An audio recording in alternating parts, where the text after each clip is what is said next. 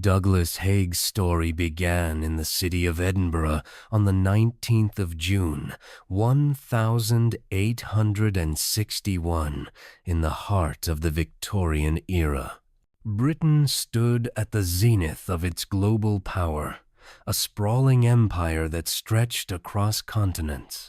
Edinburgh itself was a city of contrasts, the medieval spine of the old town with its narrow, shadowed closes, and the refined Georgian elegance of the new town where Haig's family lived. Above both rose Edinburgh Castle, its stone walls a reminder of centuries of Scottish resilience and warfare. Haig was born into comfort and respectability. His father, John Haig, had built the Haig & Haig Whiskey Distilling Company into a brand known far beyond Scotland's borders. His mother, Rachel Veitch, came from a family of similar standing, known for its dignity and steadiness. The Haig household valued order over extravagance. Meals were served at precise times. Conversation at the table was civil and measured. Discipline was not harsh, but it was constant, woven into the rhythms of daily life. From an early age, Douglas absorbed the virtues of punctuality, precision, and perseverance. He was not an exuberant child, but a quiet observer. Family friends recalled that he would often listen intently to the adults' discussions, his eyes fixed, as though weighing their words. He spoke sparingly, but with a deliberation that suggested he considered the weight of what he said. These traits, calmness, restraint, and an instinct for measured action, would remain part of his character throughout his career. Life in the new town offered young Douglas a world of stability. The broad, orderly streets, the genteel routines of society, and the unspoken codes of honor all reinforced the values of discipline and self-control. It was an environment in which respectability was currency and one's conduct a reflection of family standing. Growing up in such surroundings, Haig came to understand that leadership was not only a matter of position, but also of comportment and example. His formal education began locally, but his family soon sent him to Clifton College in Bristol. Founded with the aim of producing well-rounded gentlemen, Clifton combined academic rigor with a strong emphasis on sports and moral character. It was the kind of school that viewed the playing fields as extensions of the classroom, places where the lessons of teamwork, endurance, and composure under pressure were taught alongside Latin and mathematics. At Clifton, Douglas was not the most outspoken boy, but he quickly earned a reputation for reliability. On the rugby field, he was not the one making dramatic runs or spectacular tries, but rather the player who read the game with uncanny accuracy. He anticipated movements, positioned himself strategically, and executed plays with precision. Teachers and coaches alike valued this quality, the ability to see the whole field, to think 2 steps ahead.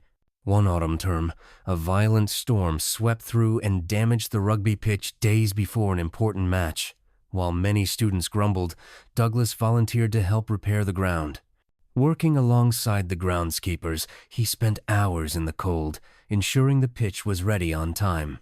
It was a small gesture, but it reflected a willingness to act without seeking attention, to lead through quiet example rather than loud proclamation. Clifton also cultivated his intellectual discipline.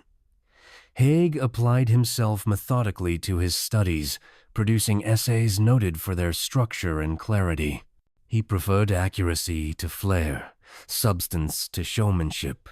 In debates, he rarely raised his voice, but when he spoke, it was with a careful arrangement of facts and a clear line of reasoning. His peers came to respect him as someone who valued the strength of an argument over the noise that often accompanied it.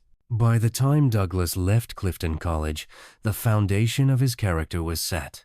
He carried with him the habits of discipline, the skill of observation, and an appreciation for the balance between physical endurance and mental clarity. These qualities would serve him well in the next stage of his life, as he moved on to the wider intellectual and social world of Oxford University. In the autumn of 1880, Douglas Haig crossed another threshold in his education, entering Brasenose College, Oxford. The transition from the structured life of Clifton to the intellectual freedoms of Oxford was dramatic. The ancient stone buildings, cloistered quads, and echoing lecture halls spoke of centuries of scholarship. Here, Haig would be exposed to ideas and debates far removed from the playing fields and regimented timetables of his school years. At Oxford, Haig read political economy, French literature, and ancient history subjects that broadened his understanding of governance, culture, and the nature of power. He attended lectures with quiet focus, filling notebooks with neat, methodical handwriting. Friends recalled that he was courteous and measured in conversation, rarely rushing to speak, but offering carefully reasoned points when he did. The Oxford Union was a magnet for ambitious young men, and Haig attended its debates regularly. He was not one to dominate the floor with fiery oratory. Instead, he preferred to listen, weigh the arguments, and interject with precise, considered remarks. These interventions were valued not for their drama, but for their clarity. Even at this stage, Haig seemed to understand that leadership did not always require the loudest voice. It required judgment, timing, and the ability to inspire confidence through composure. While many of his peers embraced the social life of Oxford, Haig gravitated toward activities that aligned with his disciplined temperament. He joined the university's volunteer cavalry unit, refining his horsemanship and immersing himself in the traditions of the mounted arm.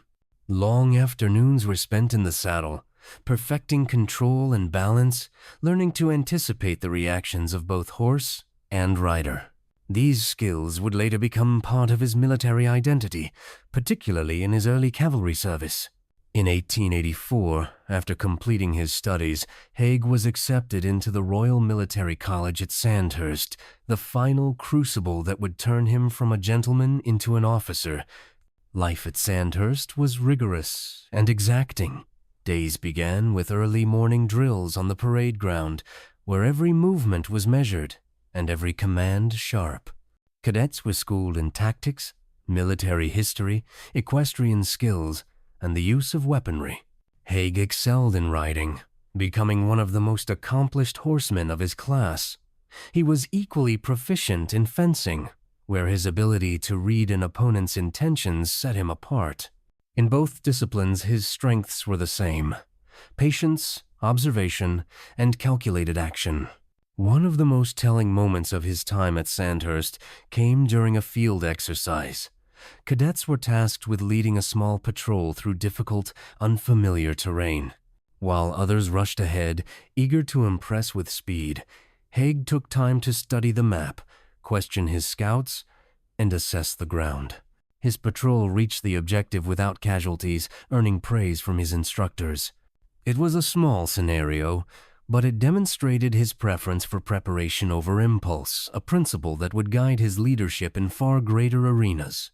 The study of military history was another area where Haig distinguished himself. He approached the campaigns of Napoleon, Wellington, and the commanders of the Crimean War not as distant events, but as case studies in leadership, endurance, and decision-making under pressure. He noted the interplay between strategy and morale, the importance of logistics, and the necessity of sustaining both troops and plans over long campaigns. By the time he graduated from Sandhurst, Haig had developed a clear philosophy. Wars were won not only through decisive action, but also through the ability to endure, to outlast an opponent, as well as outmaneuver them. This belief in persistence, cultivated in the classrooms and training grounds of Sandhurst, would later define his approach to the First World War. In 1885, Haig was commissioned into the 7th, Queen's Own, Hussars, one of the most prestigious cavalry regiments in the British Army. The regiment embodied the traditions of mounted warfare, with its own storied history and high standards of conduct. For Haig, joining the Hussars was both an honor and a challenge. It marked the end of his formal education and the beginning of a career that would take him far beyond Britain's shores into the heat and dust of imperial campaigns, and eventually into the mud and fire of the Western Front. Standing on the parade ground in his new officer's uniform, Haig had no way of knowing the scale of the responsibilities that lay ahead. But the habits of discipline, observation, and calculated action, ingrained since his childhood in Edinburgh and honed through Clifton, Oxford, and Sandhurst, were already in place. The foundation had been laid. The proving ground of active service was next. When Douglas Haig joined the 7th, Queen's Own Hussars, in 1885, the regiment carried with it the weight of history. Their polished uniforms gleamed on parade, but the purpose of a cavalry officer was far more than ceremonial. Across Britain's far-flung empire, tensions simmered. In the deserts of Africa, the mountains of India, and the plains of South Africa, small wars and uprisings tested the reach of imperial authority. Young officers like Haig had to be ready to adapt to face heat, dust, disease, and an enemy whose tactics rarely followed the neat patterns of European warfare. For the first few years, Haig's life was split between garrison routines in Britain and field training designed to sharpen both horse and rider. The cavalry was expected to move fast, strike hard, and maintain discipline under any conditions. Haig's attention to detail in equipment maintenance, formation drills, and the welfare of his mounts quickly earned the respect of his superiors. In 1898, opportunity and danger arrived together in the form of the Sudan campaign. The modest state had held Sudan for over a decade, resisting British and Egyptian control. Under General Herbert Kitchener, the Anglo-Egyptian army prepared to reclaim the Nile. For Haig, this was more than a campaign. It was his initiation into the unforgiving realities of imperial war. The march south was punishing. Days began before sunrise, the air already heavy with heat.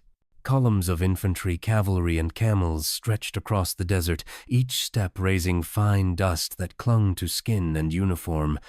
Supplies had to be ferried by river steamers and camel trains. A single failure could leave men without water under a sun that showed no mercy. At Omdurman, Haig saw the future of warfare written in blood and smoke. Tens of thousands of dervish warriors charged the disciplined British lines. They came with spears and rifles, their war cries filling the air. But the Maxims and magazine rifles spoke louder. Lines of attackers fell in swathes before they reached striking distance. From his position in the cavalry, Haig witnessed the power of modern firepower over massed bravery. The lesson etched itself deep. In the age of industry, preparation and technology could decide a battle before blades ever crossed. His performance in Sudan brought Haig quiet recognition. But the Empire's demands soon carried him further afield. In 1899, the Second Boer War erupted in South Africa. The Boers, fiercely independent farmers of Dutch descent, fought with a skill and tenacity that surprised British commanders. They rode like the wind, shot with deadly accuracy, and vanished into the veld before counterattacks could land. Haig once again served under Kitchener, this time as a staff officer. His work was less about leading charges and more about orchestrating the vast machinery of war, coordinating mounted columns, planning supply lines, and ensuring communication between far-flung units. It was a war of attrition, with the British building blockhouses and stretching barbed wire across the countryside to pen the Boers in. The veld was its own kind of battlefield. The sun scorched by day, the cold bit deep at night. Dust found its way into every seam of uniform and gear.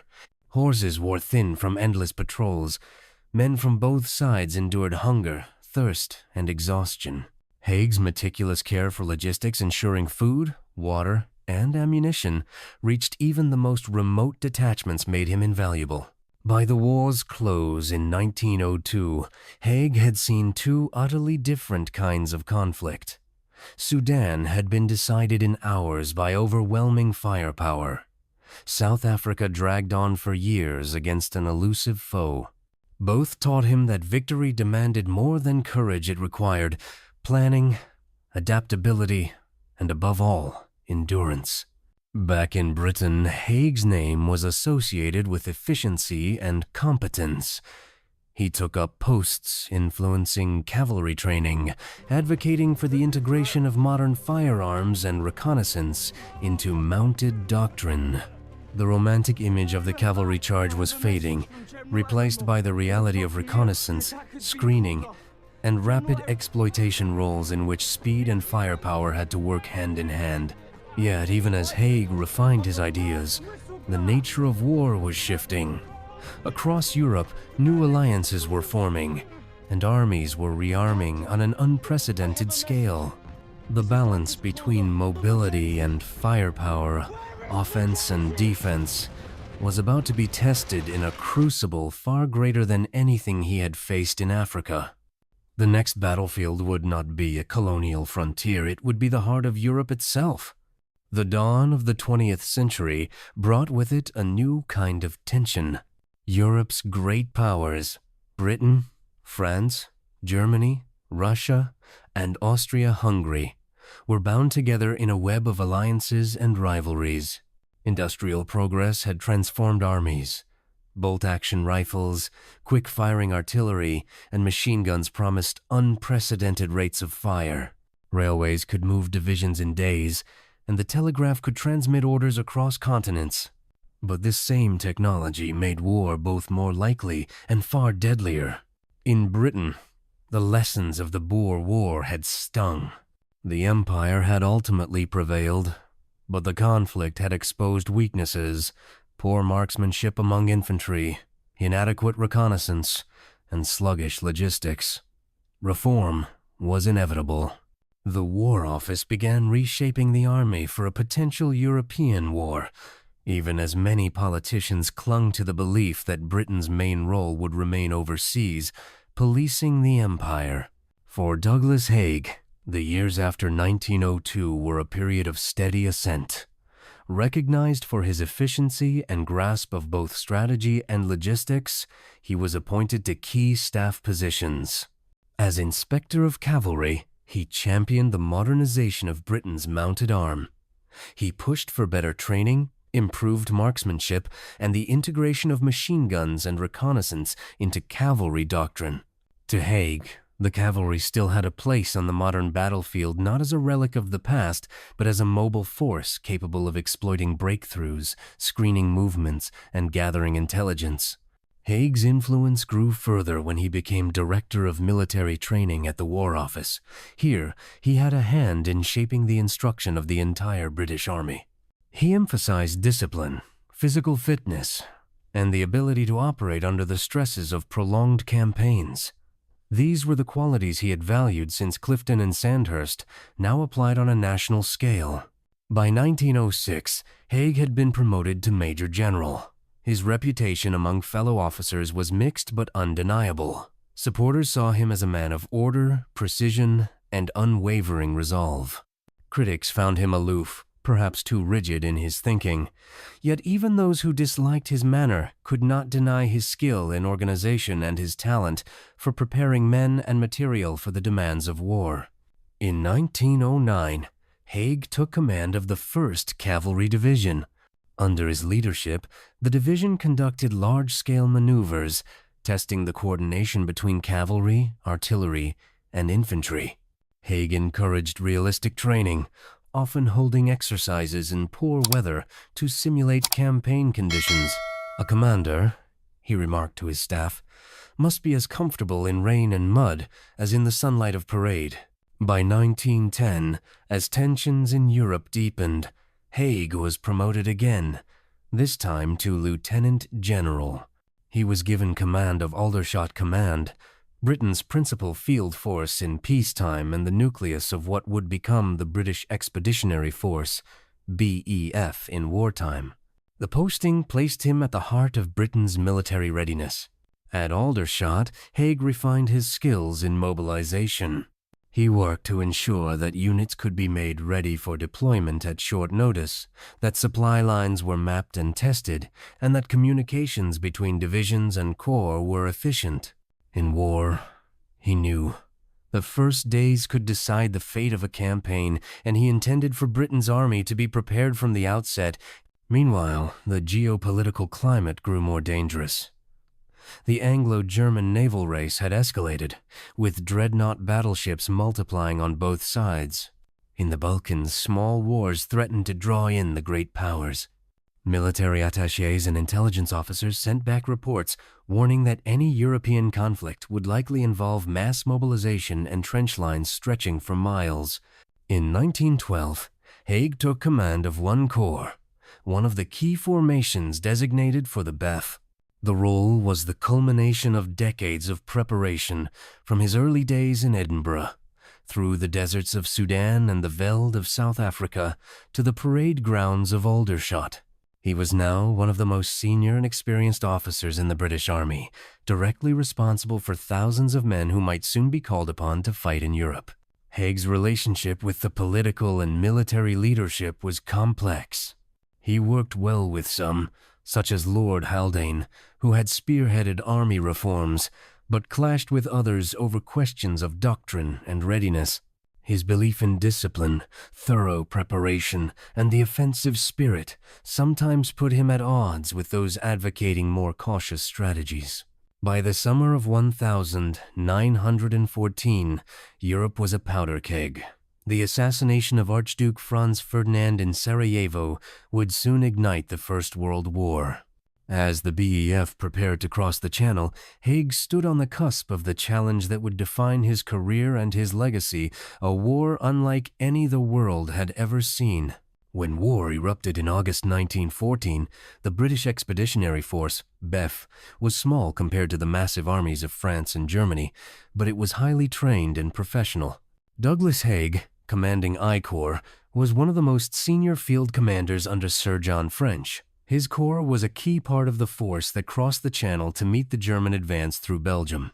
The BEF landed in France amid cheers and flowers from civilians. Many believed the war would be over by Christmas.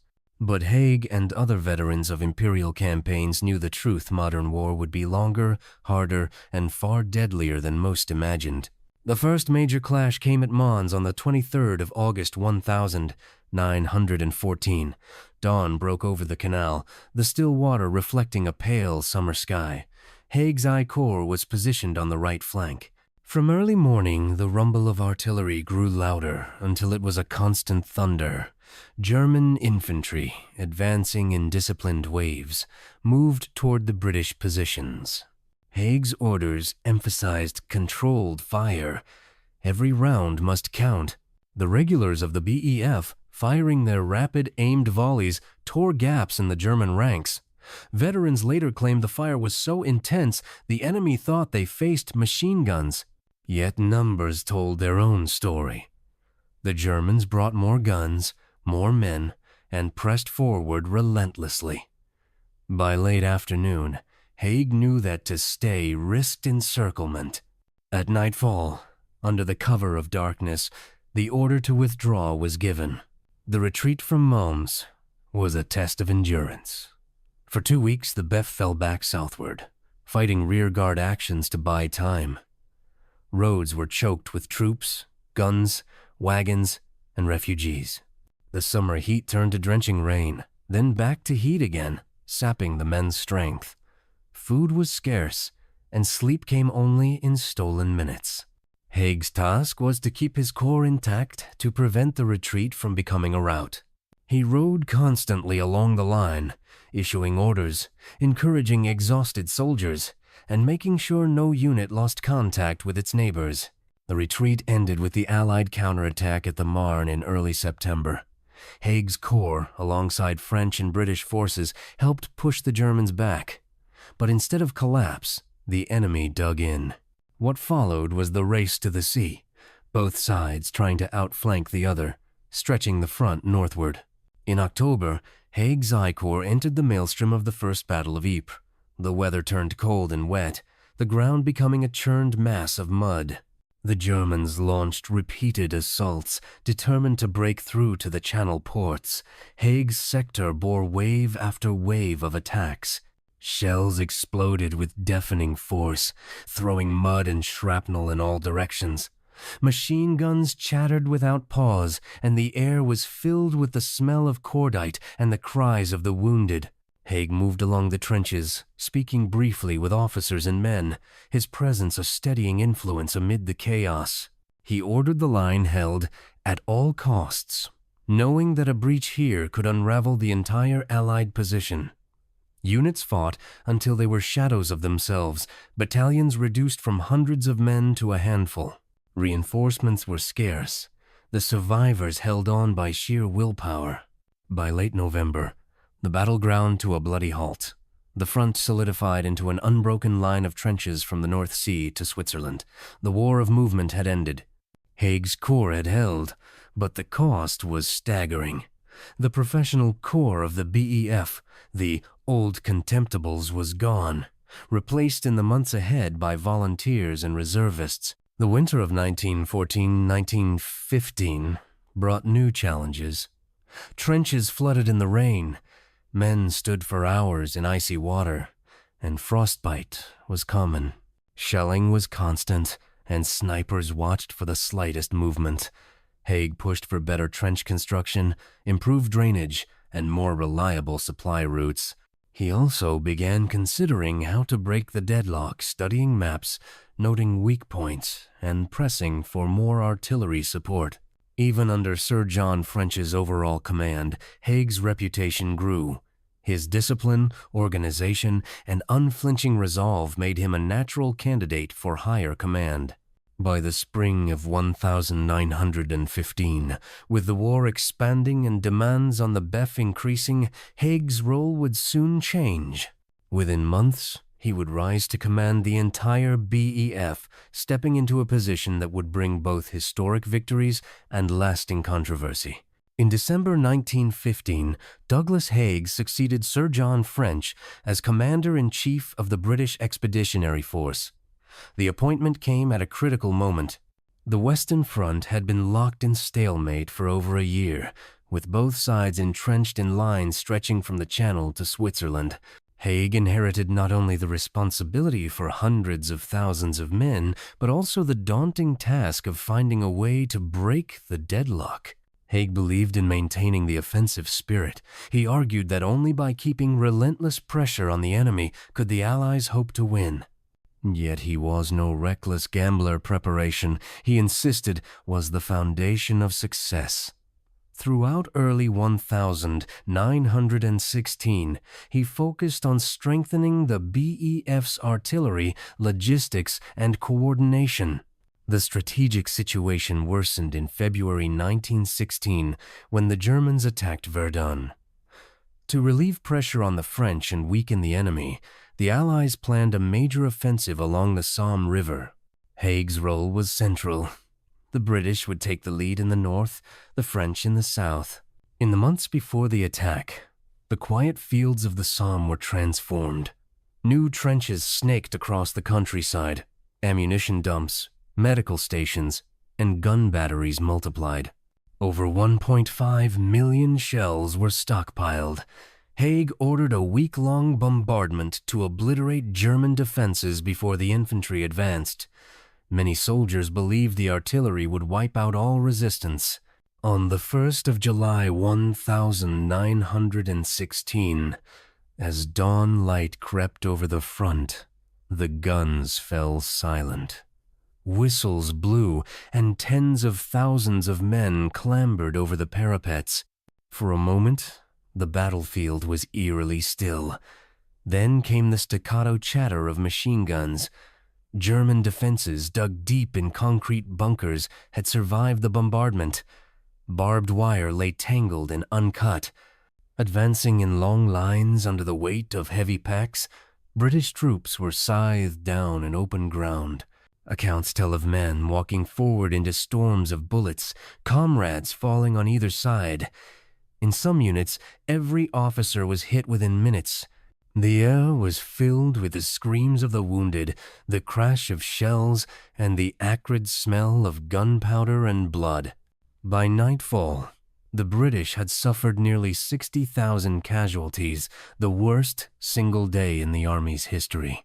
Haig faced an agonizing choice: call off the offensive or press on. Believing the Germans were under strain, he chose to continue. The battle shifted into a grinding war of attrition. Gains were measured in yards. Villages like Pozières and Thiepval became names synonymous with slaughter. Artillery churned the earth into a lunar wasteland. Rain turned it into a sucking morass of mud and corpses. Haig visited the front often, riding or walking through the rear areas to speak with officers and men. He urged improvements: more precise artillery fire, closer infantry, artillery coordination, and the cautious use of a new weapon, the tank. When the first tanks rolled into action in September, they were slow and unreliable, but Haig saw in them a glimpse of the future. By November, winter's grip tightened, and the Somme offensive finally ended. The Allies had advanced about 6 miles on a 15-mile front. German losses were heavy, but so were the Allies. Haig defended the battle as a necessary step in wearing down the German army, a view supported by some contemporaries but bitterly contested by others. The Somme left deep marks. For soldiers, it was a baptism of fire into industrialized slaughter. For Haig, it reinforced his belief that attrition, however costly, was the path to victory. Yet it also forced him to adapt. Artillery had to be even more devastating, air reconnaissance more precise, and infantry tactics more flexible. In the months that followed, Haig worked to integrate tanks and aircraft more fully into operations, refine creeping barrages, and improve the supply of fresh troops and materiel. These lessons, learned in blood, would shape the BEF's approach in 1917, when Haig would launch another offensive that would become infamous: Passchendaele. By the summer of 1917, the war on the Western Front had entered its third year of exhaustion. The French army, battered by years of costly offensives, was reeling from mutinies. Russia teetered on the brink of collapse. The burden of carrying the offensive in the West now fell heavily on Britain and the BEF. Douglas Haig, still commander-in-chief, knew the Allies could not afford to sit idle. He chose to launch a major offensive in Flanders. The aim was to seize the high ground east of Ypres, break the German line, and push toward the Belgian coast to eliminate submarine bases threatening Allied shipping. But the chosen ground, the low-lying, waterlogged fields around the village of Passchendaele, had a grim reputation. Local farmers had long said the land could swallow a plow even in dry weather. On the 31st of July 1917, the offensive began with a colossal artillery bombardment. For over a week, thousands of guns thundered without pause, shaking the earth. The barrage shredded the German front, but also obliterated the fragile drainage systems.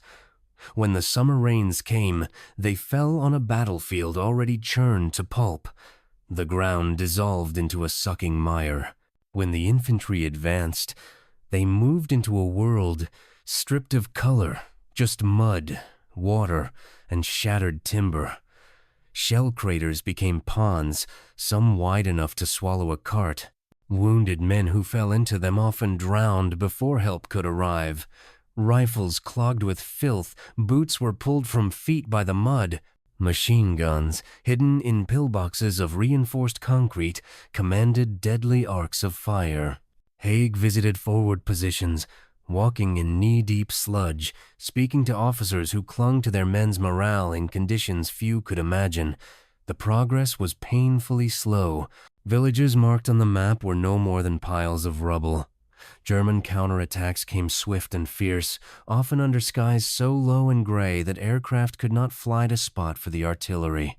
Through August and September, the BEF pushed forward yard by yard. The men of Australia and New Zealand fought with grim determination at Menenrode, Polygon Wood, and Broodseinde. In late October, The Canadian Corps under General Arthur Currie took over the lead. Currie protested the conditions, but carried out the assault with meticulous planning. On the 6th of November, after days of fighting in waist-deep mud, the Canadians captured the shattered remnants of Passchendaele village.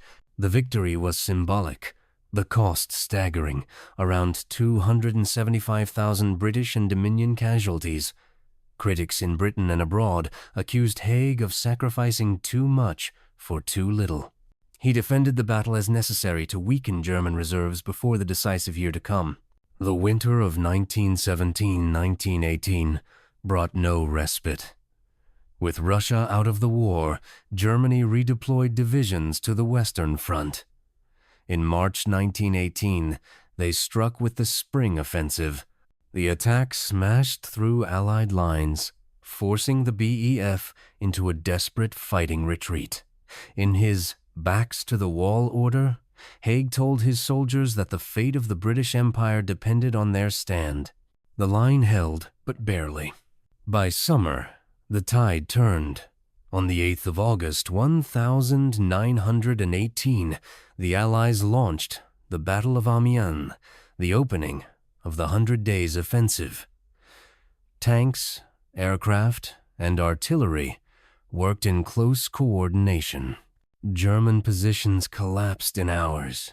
Haig pressed the advance, breaking through the Hindenburg line, retaking town after town. The enemy was in full retreat. On the morning of the 11th of November, 1,918 word reached Haig's headquarters. The armistice had been signed. Guns that had roared for 4 years fell silent. In towns across France and Belgium, church bells rang, civilians wept, and soldiers stood in stunned quiet. For Haig, there was no celebration, only a deep sense of relief and the knowledge that the victory had come at a price almost beyond comprehension. Over 2 million British casualties had been suffered during the war. Passchendaele and the Somme became bywords for sacrifice, and Haig's name was forever linked to them. To some, he was the steadfast commander who endured the hardest years and delivered victory. To others, he was a symbol of the war's waste and futility. His legacy, like the fields of Flanders, remains contested fertile ground for debate, scarred by the memory of what was lost. The guns of the Western Front fell silent on the 11th of November, 1918, but for Douglas Haig, the work was far from over. As the commander who had led the British Expeditionary Force to victory, he returned home to public acclaim. Streets were lined with cheering crowds waving Union Jacks, church bells rang out, and newspapers hailed him as a national hero.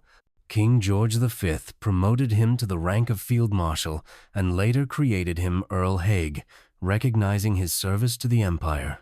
Yet even in those first months of peace, the shadow of controversy was never far away. Many veterans respected Haig's determination and steadiness under pressure, but critics questioned the cost of his victories. The Somme and Passchendaele had become symbols of sacrifice, and for some, of waste. Haig rarely engaged in public debates over his wartime decisions. He believed history, in time, would judge more fairly. Instead, he turned his energy toward those who had fought under his command. In 1921, he helped found the British Legion, an organization dedicated to supporting ex-servicemen and their families. As its first president, he traveled the length and breadth of Britain and the Dominions. One week he might be in Glasgow, standing before a crowd of unemployed veterans in the drizzle, assuring them their cause was his. The next, in Sydney, shaking hands with men who had fought at Gallipoli and on the Western Front. He spoke in a calm, measured voice, but with the authority of someone who had seen the worst of war. "We must care for those who have borne the battle," he told one gathering, the poppy on his lapel bright against his dark overcoat. The men listened not because of his title, but because he understood. Haig was instrumental in establishing the annual poppy appeal, inspired by the scarlet flowers that had grown over the graves in Flanders. In 1922, the poppy factory opened in Richmond, employing disabled veterans to make millions of poppies each year. In the factory's first days, Haig walked among the workers, stopping at each table to thank them personally. For some men, this quiet acknowledgement from their former commander meant more than any medal. He attended countless remembrance ceremonies, often abroad. At Ypres, he stood at the Menin Gate during the sounding of the last post, his cap in hand, head bowed. In the chill air, the bugle's notes echoed among the stone arches, carrying the weight of a generation's grief. At the unveiling of the Thiepval Memorial on the Somme, he moved slowly along the ranks of veterans, pausing to speak to widows and mothers clutching faded photographs. But the 1922nd also brought growing criticism. War memoirs and political speeches began to challenge the reputations of wartime leaders. Haig was sometimes portrayed as stubborn, unimaginative, and responsible for appalling losses. The term Butcher Haig appeared in print, though many veterans rejected it. In private correspondence, he expressed frustration at such judgments, pointing out that those making them had never faced the responsibility of command in a war of such scale. Despite the controversies, Haig maintained his focus. Throughout the decade, he continued to travel, raise funds, and lobby Parliament for better pensions, housing, and medical care for veterans. Under his guidance, the British Legion grew into the largest ex-servicemen's organization in the country. By the end of the 1922nd, Haig had become more than a soldier in the public mind. He was a living symbol of the Great War for some, the embodiment of endurance and victory. For others, a reminder of the war's human cost. Whether hailed or criticized, his name was inseparable from the history of Britain's most costly conflict. By the end of the 1922nd, Field Marshal Douglas Haig had become a figure both revered and debated. To many veterans, he was the chief, the man who had led them through the storm of the Great War. To others, his name was forever tied to the colossal losses of battles like the Somme and Passchendaele. But regardless of opinion, there was no denying his tireless dedication to those who had served under him. After the armistice in November 1918, Haig had thrown himself into post-war duties with the same discipline that had marked his military career. As the first president of the British Legion, he traveled the length and breadth of the United Kingdom and across the Dominions. He spoke not of glory or triumph, but of responsibility, the duty to care for those who had borne the war's heaviest burdens. His voice, calm but resolute, carried weight in halls crowded with ex-servicemen, in town squares where poppies adorned the lapels of men who had once worn khaki. Haig's post-war years were filled with constant travel. In 1920, he toured Canada, meeting veterans in Toronto, Montreal, and Winnipeg. Crowds gathered at railway stations to catch a glimpse of the tall, distinguished figure in a dark overcoat, the glint of medals on his chest. In Ottawa, he laid a wreath at the National War Memorial site, bowing his head for a long moment as the last post sounded. 2 years later, he was in Australia and New Zealand, visiting war memorials, hospitals, and Legion branches.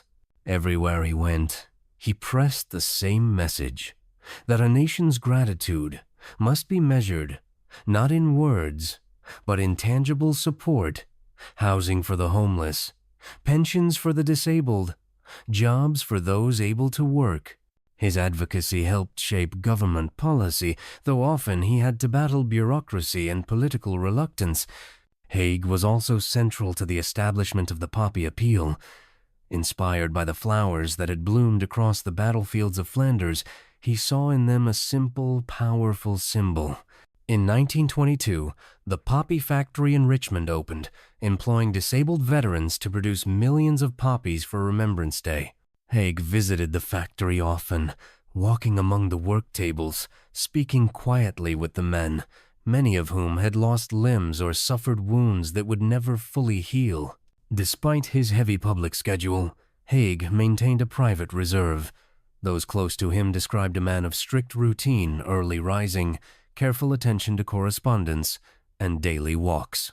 Yet they also noted moments when the war's toll seemed to weigh heavily on him, a faraway look during remembrance services, a pause when reading letters from widows or former comrades.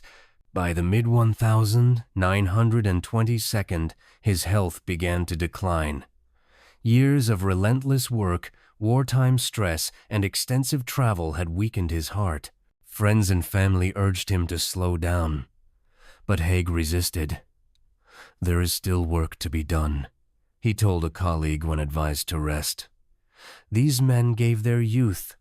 The least I can give is my strength." In late 1927, he embarked on another tour of Scotland, visiting Legion branches despite feeling unwell. The cold winter weather and the demands of constant engagements took their toll. By January 1928, his condition had worsened. He was admitted to a nursing home in London, where doctors diagnosed heart failure. News of his illness spread quickly. Telegrams arrived from across the empire. Veterans groups sent messages of solidarity. Newspapers carried daily updates. Even political opponents acknowledged his service and dedication. On the morning of the 29th of January, 1928, Douglas Haig died peacefully in his sleep, aged 66. The announcement was met with an outpouring of public grief. For many, regardless of their view of his wartime command, he symbolized the endurance and sacrifice of a generation. Plans for a state funeral were quickly set in motion. On the day of the ceremony, London was draped in somber colors. The cortege began at St. Columba's Church in Pont Street, moving slowly through streets lined with thousands of silent onlookers. Veterans stood in ranks, medals gleaming on their chests, many saluting as the gun carriage passed. Some stepped forward to toss poppies onto the coffin, red petals scattering against the black drapery. King George V, members of the royal family, senior officers, and representatives from across the empire followed on foot. The route to Westminster Abbey was hushed, except for the muffled beat of drums and the rhythmic tramp of boots on stone. Inside the abbey, the service was simple but deeply moving. Hymns filled the vaulted space, and the eulogies spoke not only of Haig's leadership in war, but of his tireless work in peace. After the service, the coffin was taken north by train to Scotland. At Dryburgh Abbey, overlooking the River Tweed, Haig was laid to rest. The ancient stones of the abbey, weathered by centuries, seemed to embrace the quiet ceremony. Local veterans formed an honor guard, their breath visible in the cold air as the final prayers were said. In the days and weeks that followed, memorial services were held across Britain and throughout the empire. In Ottawa, Sydney, Cape Town, and New Delhi, communities gathered to honor the man who had commanded Britain's armies in the Great War and who had devoted his later years to those who served.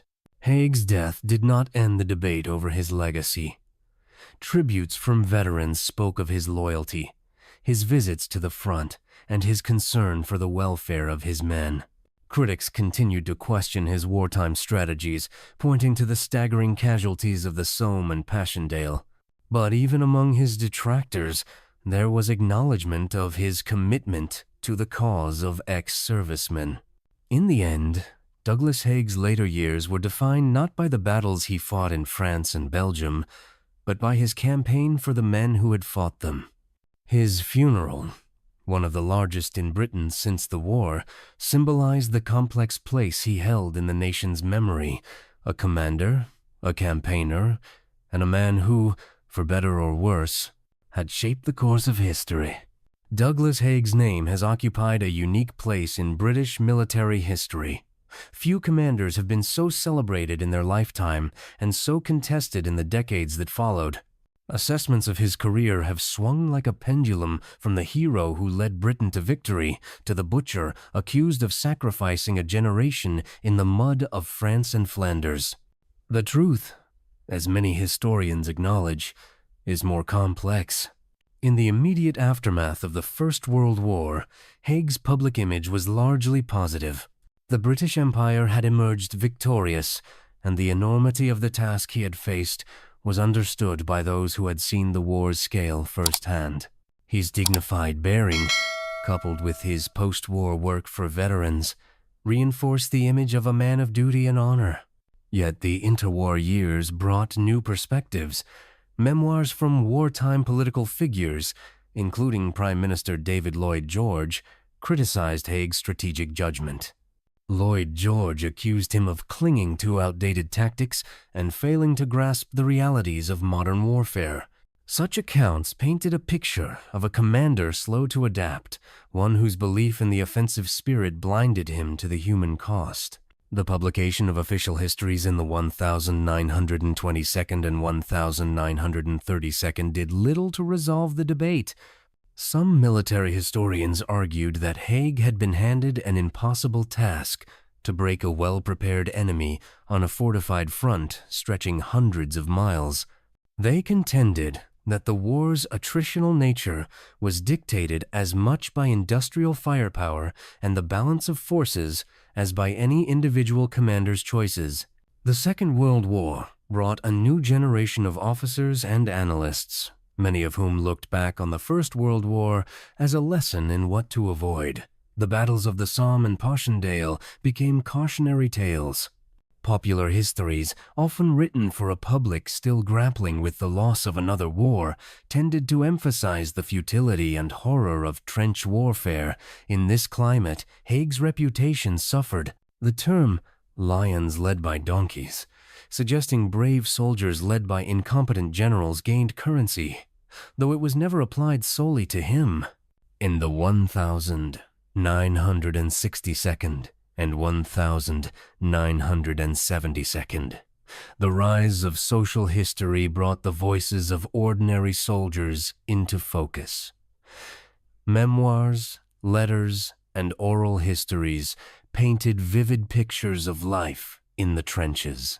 Some veterans spoke warmly of Haig's visits to the front and his concern for their welfare.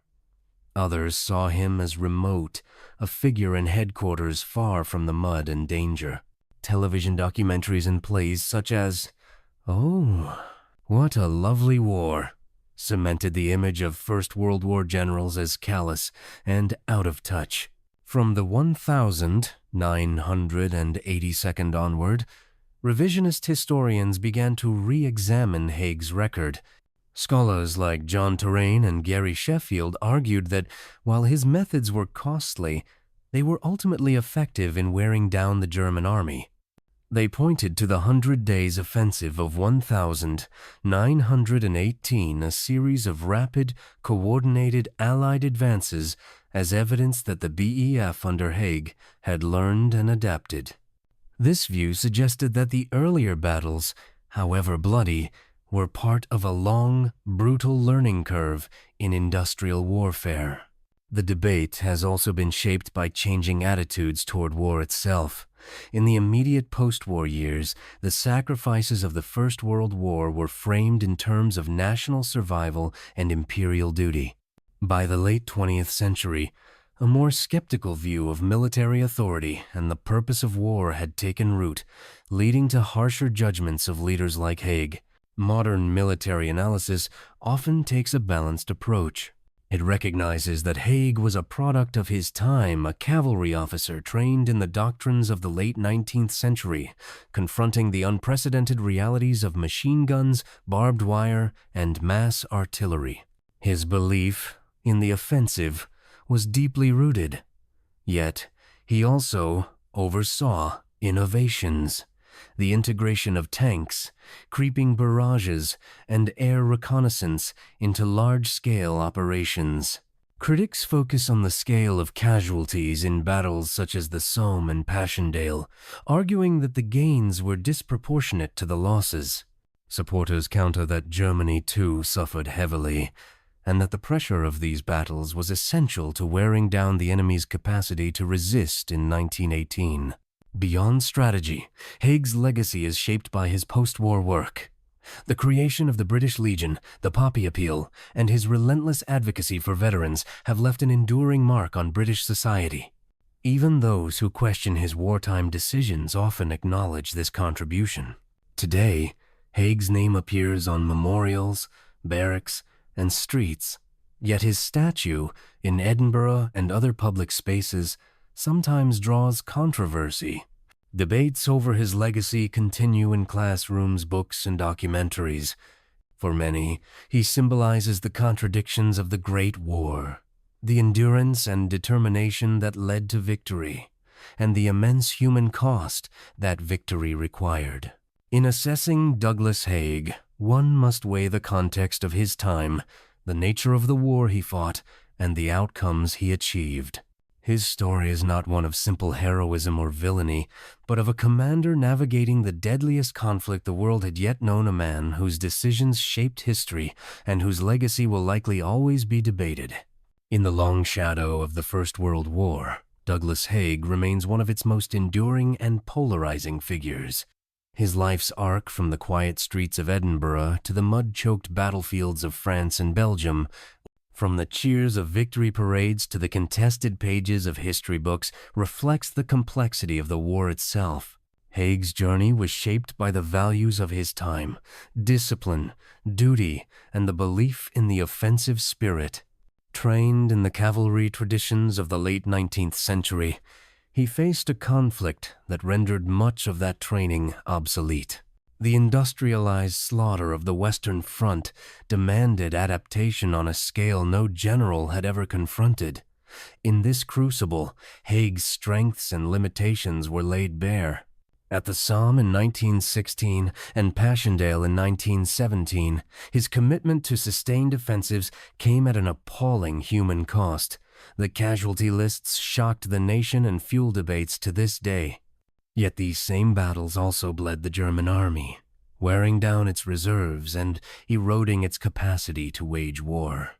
By 1918, under Haig's command, the BEF played a decisive role in the 100 Days Offensive, a campaign of maneuver and coordination that broke the stalemate and forced the armistice. To judge Haig solely by the scale of losses is to misunderstand the nature of the war he fought. The Western Front was a theater where technological advances favored the defense. Breaking through required overwhelming force and sustained pressure. Any commander, regardless of brilliance, would have faced the same grim arithmetic. After the guns fell silent, Haig did not retreat into retirement. He took on a new mission, caring for those who had borne the war's burdens. Through the British Legion, the Poppy Appeal, and countless personal visits, he worked to secure pensions, jobs, and dignity for veterans.